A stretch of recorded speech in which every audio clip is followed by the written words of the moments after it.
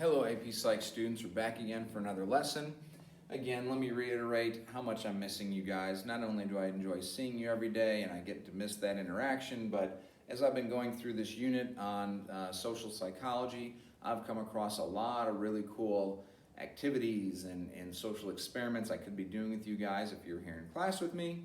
Unfortunately, they don't work when it's just me and a camera. So we're missing out on that fun. It's kind of just the content.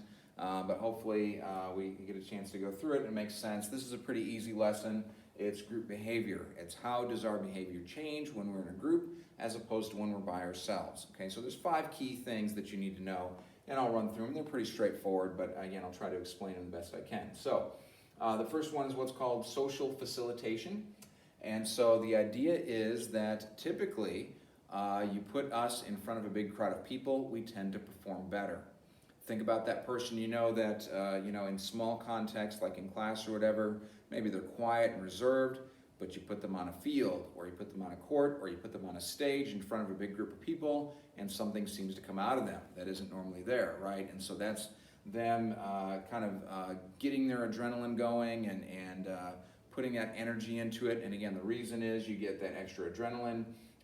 People are watching, so you're going to be a little bit extra enthusiastic about what you're doing. And that tends to happen. That's called social facilitation. However, it doesn't always happen. There are times that you put people in front of a big group and they choke, or they freeze up, or they tense up, and that's called social inhibition. And that happens because people get nervous, or people, like I say, get tensed or stressed or whatever else, right? So they actually freeze up in those situations.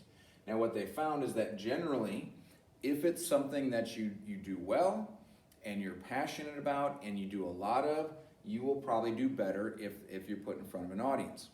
On the other hand, if it's something you don't like to do or aren't particularly good at doing, or maybe something that's extremely difficult, you put a big group of people there watching you, all of a sudden it becomes near impossible.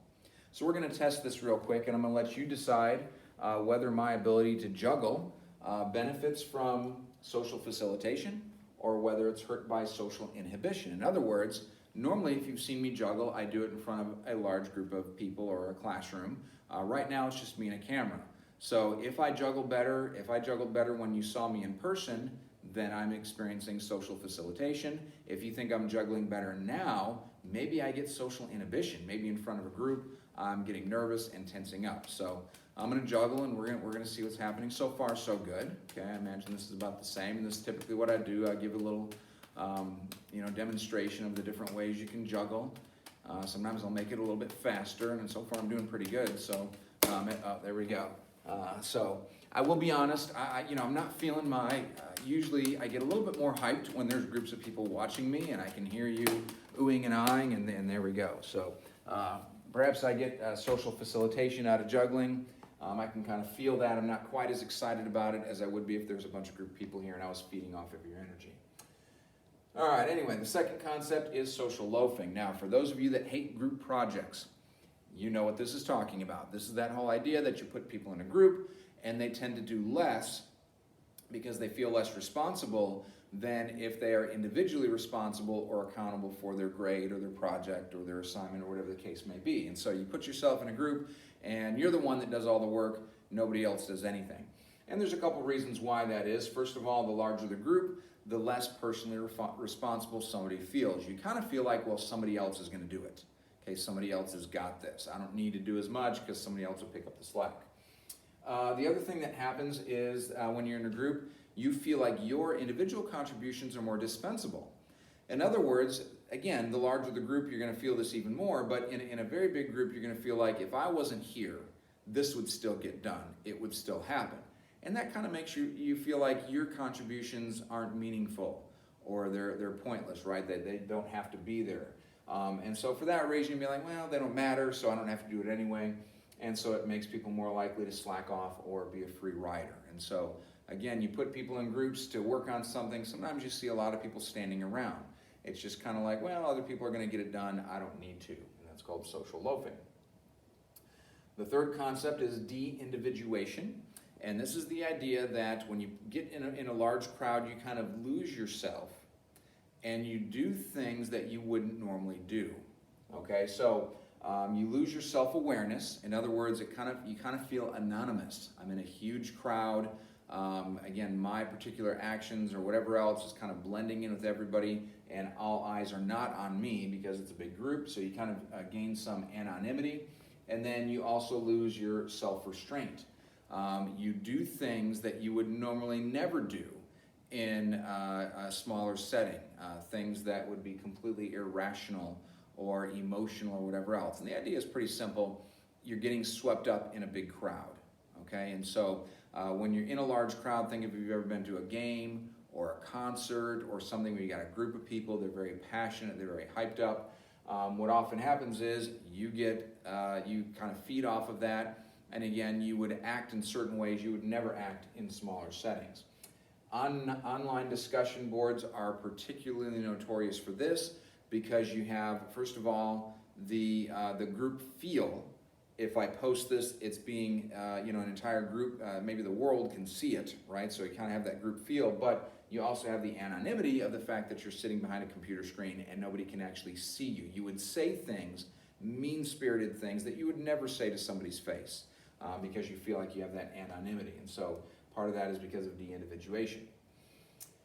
A fourth concept for this topic is group polarization. And this is the idea that if you have an opinion, when you hear an extreme opinion, either for or against that opinion, yours will be strengthened or yours will become stronger. Okay, it doesn't really matter for or against. So think about this. Obviously, like politics is an easy example. Let's say you have someone that is a very staunch Republican. Okay, put them in a situation where they're at a rally, a Republican rally, or they're at the Republican National Convention, or they're hearing a candidate to give a speech or something like that, right? That's probably going to make them even more Republican. They're going to get even more excited. The same thing would be true of someone who is typically Democrat. You put them in a setting with a bunch of other Democrats, and they're going to get passionate and excited and enthusiastic and feed off those other people. On the other hand, though, think about it. So it's not just, okay, if you hear a position, you're going to go with that position.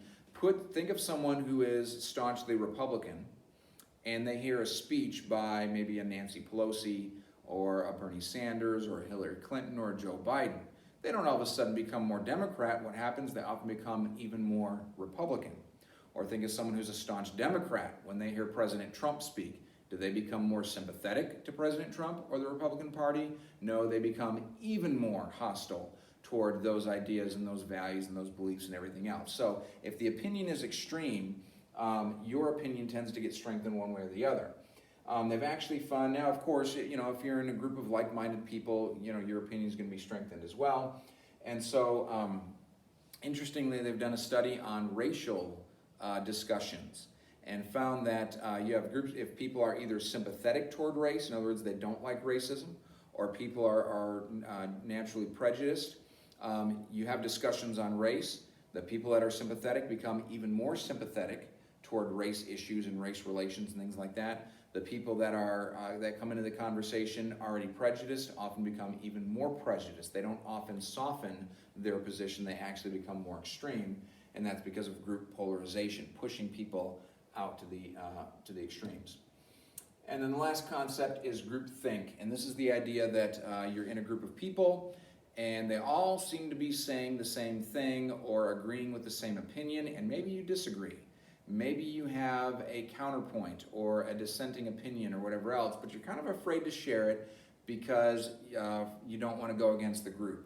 Okay, you want cohesiveness, you want unity, and this is particularly true when you have a leader that seems to expect or demand that everyone around him or her be a yes man or a yes person, right? So they kind of expecting, here's my idea, and I want you all to agree with it. In situations like that, group discussion is not very productive, right? Two heads should be better than one. Okay, a discussion should be productive in the sense that you've got more people and more ideas that they're bringing to the table, but if you're engaging in groupthink, it doesn't happen. On the other hand, though, if you have a leader who is secure enough in themselves to invite other people's opinions, invite criticism, tell people, hey, here's my idea, tell me what's wrong with it. Tell me how it's not going to work or what's going to go wrong.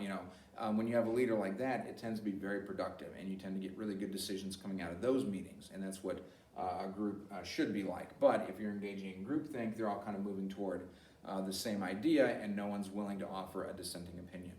One of my favorite examples that I think demonstrates groupthink, and you've probably heard me say this phrase before because I think it's hilarious, but it's an office moment with Michael Scott.